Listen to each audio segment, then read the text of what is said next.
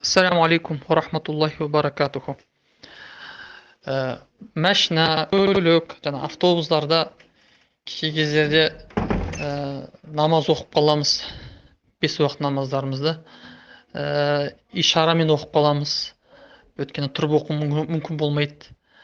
Ол кезде кейін уақыт шықпаған болса, баратын жерімізге барып, әлі уақыт шықпаған болса, онда ол намазды қайтадан оқып аламыз. Ал егер уақыт шығып кеткен болса, ол намаздың қазасын өтейміз бе, өтемейміз ба? Бұл тұрғыда негізі ихтилаф бар. Неге?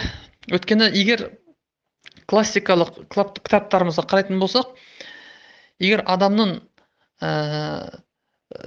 жаңағы намазға кедергі болуы құлдар тарапынан болса, онда намаз қаза қылынады, уақыт шығып кеткен болса. Ал егер Алла тарапынан кедергі келген болса, онда ол қаза қылынбайды. Немесе намаз оқылды, кемшілікпен оқылды, бірақ Алла тарапынан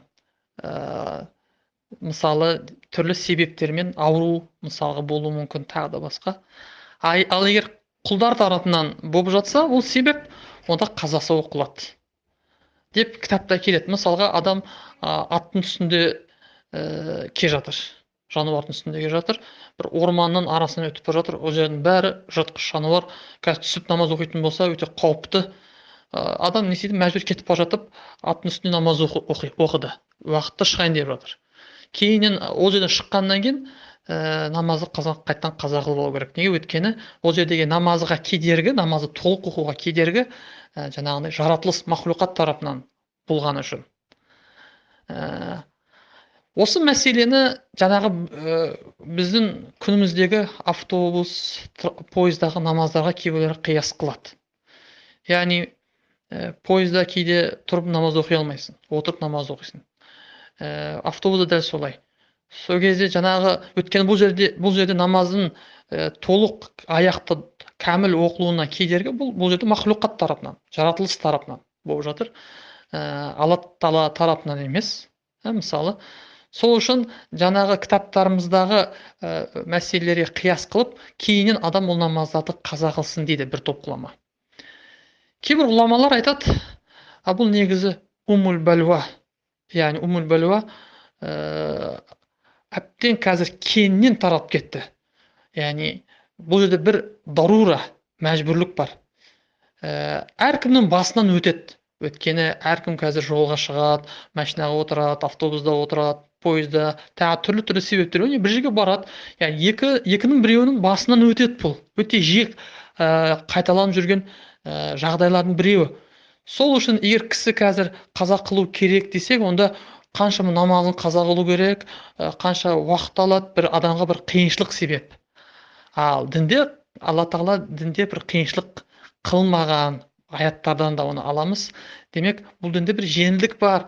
Сол тұрғыдан дарура, мәжбүрлік бар, қазір өте кең тарап кеткен. Бұдан себеп қаза керек болмасын деп, екінші топ ғұламалар осылай бір үкім шығарған екен.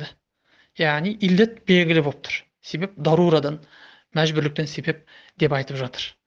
Аллаху алям, әрине егер сақтықта қор жоқ, егер жағдайым болып жатса, уақытым болып жатса, қаза қылған жақсы. Негізінен ұтылмайсың.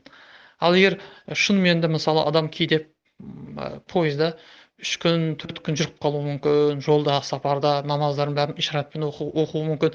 Ол көп намаз жиналып, адамға бір қиыншылық беруі мүмкін. Ол жерде енді мәжбүрлік дарурамен амал қылуға болады. Негізі менің бұл мәселе ұстанымым екінші топ ғұламалардың көзқарасы, яғни дарура болғаннан кейін намаз қаза қылынбаса да болады негізі. Бірақ айтқандай сақтықта қор жоқ. Егер жағдай болып жатса, уақытты жеткілікті, онда әрине ерінбей ол намаз оқып алған нұр үстіне нұр ғой.